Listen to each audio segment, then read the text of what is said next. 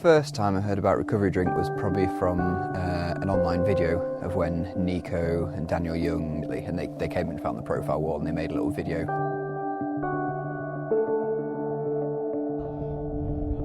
He was taking big whippers, trying this really hard finger crack climb, and I think it said in then that it was the hardest crack he'd ever tried, so I thought, whoa, this looks mega.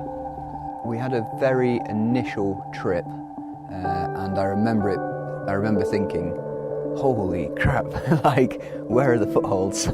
So I remember it feeling really hard, but then it was really awful weather on that trip.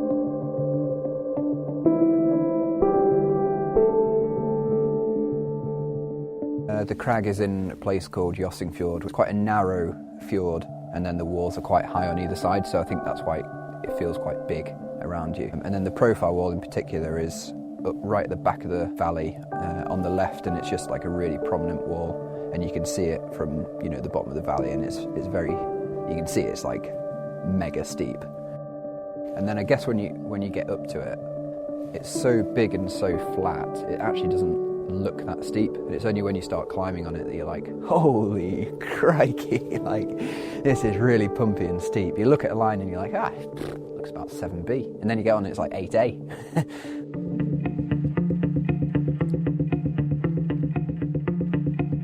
So after the desert trip in April, where we did Black Mamba, the plan was to come back to Norway to try and do Recovery Drink.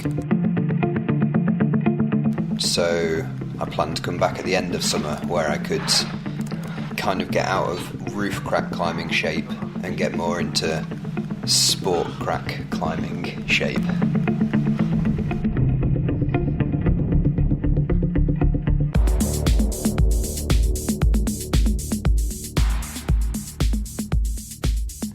From the belay on Recovery Drink, you enter into a section of really steep, overhanging fist, hand and finger crack, and it's probably about 20 metres of climbing that's relatively moderate, around French 7B plus or something like that, quite pumpy. And then you get to a rest ledge and you can recover a little bit. It's not a total 100% rest, but it's enough to be able to get something back. And then you enter into the main crux of the route, which is another 15-metre section of really quite hard, thin hands, face and finger crack, and it is proper, burly, powerful, very, very steep climbing. It makes Cobra Crack look like a warm-up, and it really is the big daddy of global finger crack routes.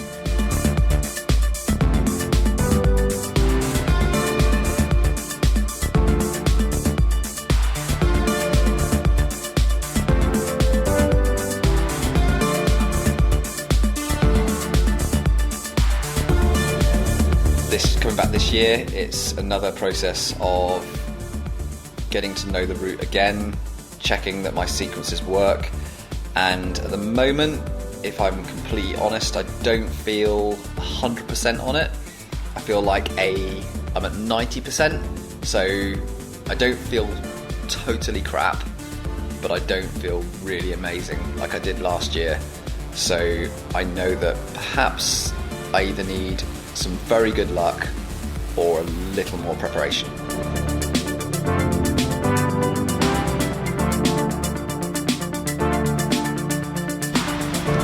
Before Pete came out on the trip to very recently where he red pointed the route, it was really good because we were actually training together in my back garden on a replica, and what was so interesting about that was I got to see how strong and how fit Pete was just before he went on that trip.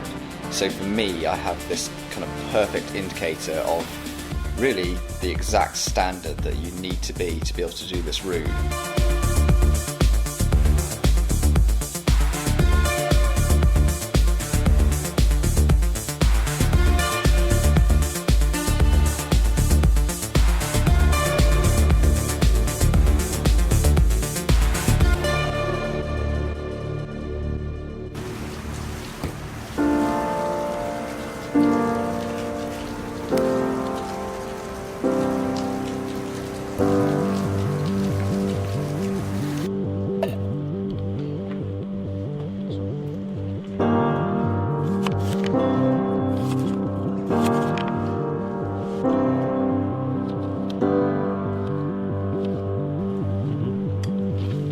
look up at the wall and you're stood fairly close to it, below it, it's really deceptive because you can see that there's these splitter cracks, and honestly most of them look really quite easy because they're filled with hand jams.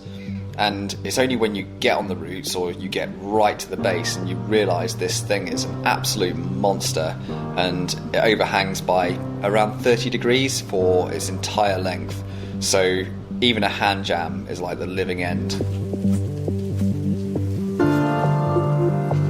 So the route is quite unique in the crooks that basically everybody who's tried it has kind of come up with a different sequence for the crooks.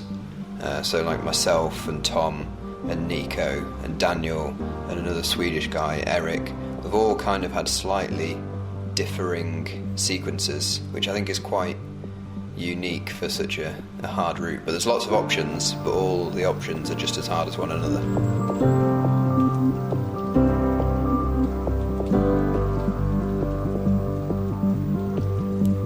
And I came up with a really bizarre option of trying to go feet first last trip. There's basically this one move, trying to go from a thumbs down jam to a thumbs up jam, and it was just switching the jam that was really hard. And I came up with this feet first method to try and switch it, and it just turned out to be a total shambles. A total nightmare in classic punter, not strong enough style. I mean, the feet first method did work, but it was all just too complicated.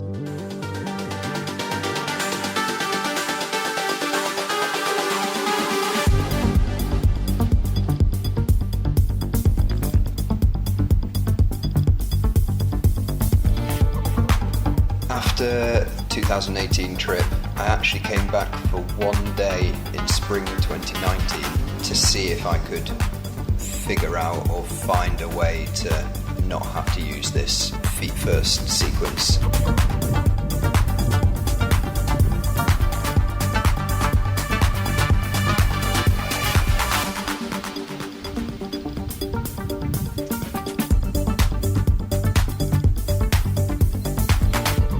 When I came back, I was basically pretty out of shape, not feeling that strong, and I always think that is the best time to find a new beater, when you're out of shape.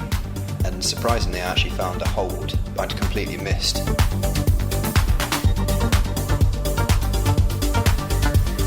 At the bottom of the main crooks, you have a crimp and hand jam, and then I'm making a move into a pinkies down with the left, placing a small blue alien, and then you come up into like an index mono.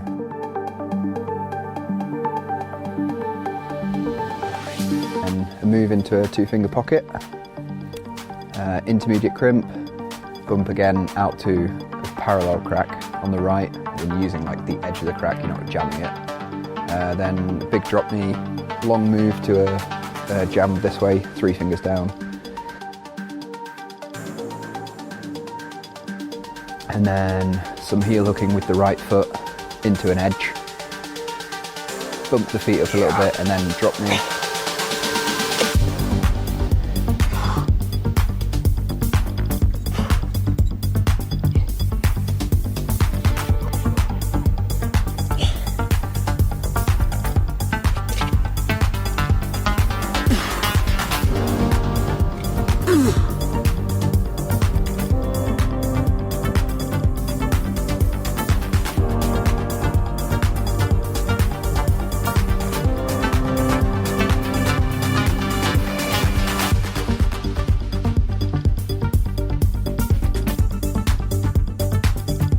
After you do the crooks, you get established in this right-hand crack system. It should be over, but it's kind of not over because you still have like a pretty tricky and sequency 8A crack to the top, which if you've like redlined it or you can't recover, like you could definitely mess up the top sequence, because there's one sequence at the very end of it where you sort of more on face holds and the hand holds are a little bit smaller, and if you pumped you could definitely fluff it there.